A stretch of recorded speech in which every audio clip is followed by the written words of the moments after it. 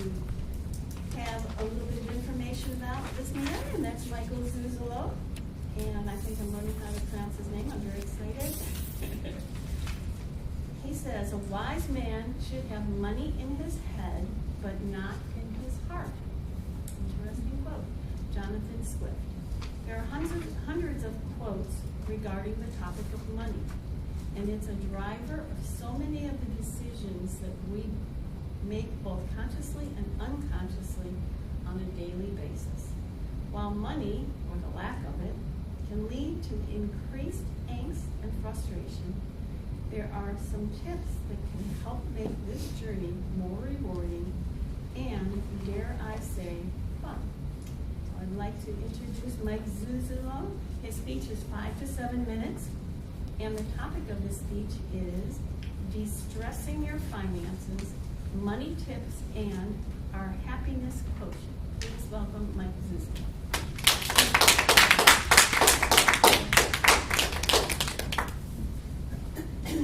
Thank you, Mary Ann. Fellow Toastmasters. We'll work on stretching our dexterous ability with money management. We'll see how that goes. So by a show of hands, thinking about money management, finances, has there ever been a time in anyone's life where money or the lack of it has ever caused stress in your life? Why not? Yeah. Everyone faces that. And you think about it every day, with even in a great recession that happened back in 2008, people were saying that that was the number one stressor, but even today I was reading an article and they were saying 64% still think about money being a main source of stress in your life.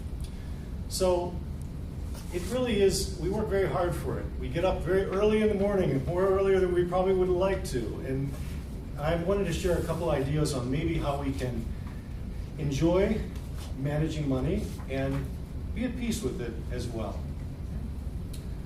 So we're often pulled in all directions. I wanted to take you back to a time in my life way back. Growing up, probably our family was what you would consider low to lower middle class. So when it came time to go to college, I was on my own to pay if I was going to go. So 4 years into school, I worked all 4 years at UPS unloading trucks and delivering the packages. So the nice thing about it was, after 4 years, I'd only had my college paid for, but I had money in the bank. So this was incredible. Who does that?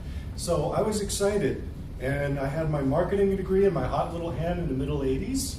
And I got my first job with AG as a sales rep with a huge starting salary of $18,000 a year. But I had my rosewood, I call it mauve-colored Cavalier as well, my company car. So I was rocking.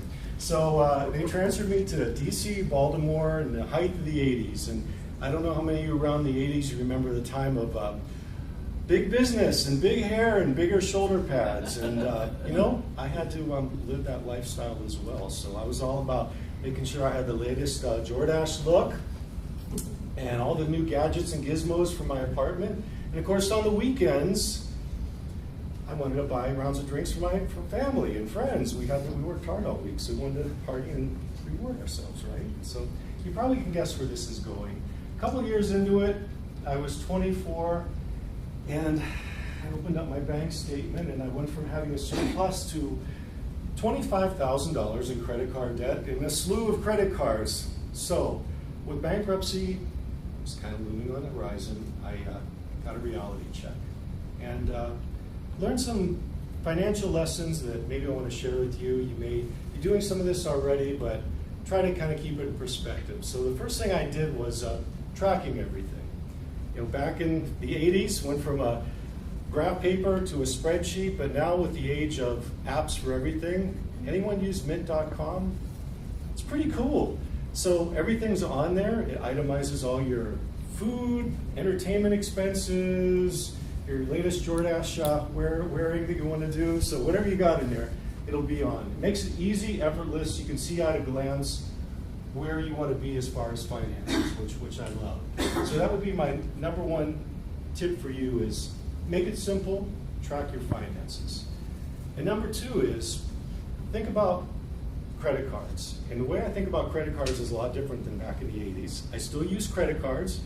Matter of fact, I might give a separate speech on how to take vacations for free on credit cards. But you want to use credit cards to your advantage. Think of it like a debit card. And obviously, don't spend more than you can pay off in a month is the key. A couple of great credit cards that I wanted to share with you that I use, which really actually put money in your bank instead of taking it out, is I have a card linked where I earn almost 5% interest on my checking and savings account to a credit union. So things like that you want to think about where yes, you're spending money, but you're getting it on the back end, and even a Chase Visa card where paying it off every month, you can get $50 back every month. So lots of offers out there. If you check your credit report on an annual basis, make sure you're in line for the best offers as well. And thinking about, we've all heard this term, paying yourself first. Yeah, it sounds so easy, doesn't it?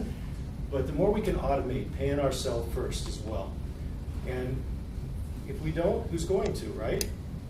So by paying yourself first, kind of a goal of having 6 months emergency fund, you're going to be in line for those expenses. And what I'm working at doing is ultimately, if you can have a goal of 60% of your income going towards the basics with the other 40% on what you truly want to do in life, you're going to have a lot more freedom as well. And that's what I think we're all ultimately working for. And my other tip would be, don't say no to free money. For years in the 80s, I didn't want to take money out of my account for some retirement. I'm going to live forever, right? Time goes by very quickly. So obviously with our company matching, and most companies have it, why not put money into account where at least you're working up to that company matching and setting up something where it's gradually every year you can have a certain percent taken out as the years go by. You won't even miss it. Hopefully with raises, with the tax adjustment, you're going to be better off in the future. Thinking about number 5, did anyone here know that AG offers a free financial service advice? Cool. I never knew. I was in the field for years, and I just went to see this woman. I have a couple of her cards. She's with Prudential at our credit union, Julie Stala. And for years, the way I looked at money is I would throw things at the wall and see what stuck. But she was awesome, where it didn't cost me a cent. She looked at my finances and also even looked at if I lived to be 94, how much money I'm going to have every year. I don't after that, I guess I have to call Dr. Kevorkian. Cross that bridge when we get to it. But I would definitely highly recommend using a financial advisor as well if you haven't already. And finally, thinking about the future, all of this is important, but I'll share one of my quotes that I appreciate and think about every day. It's life is a banquet. Most poor suckers are starving to death. So yes, it's important to look at money and finances, but we want to keep it in perspective. We never want to give up any type of experiences. Life goes by too quick, so keep it in mind. I was looking at the beautiful art studio out here with Dahlia, and left this earth too soon. So we never know what tomorrow is going to bring or what it's going to take away. So yes, we want to be wise with our money, but if we are wise with our money, it's going to give experiences to look forward to and hopefully a bright future as well. So I also saw one more quote I'm going to leave you with yesterday, and talked about, this actually goes for finances, but everything else in general as well. So successful people plan based on their current circumstances. Unsuccessful people plan based on the future. So think about that as well. Thank you.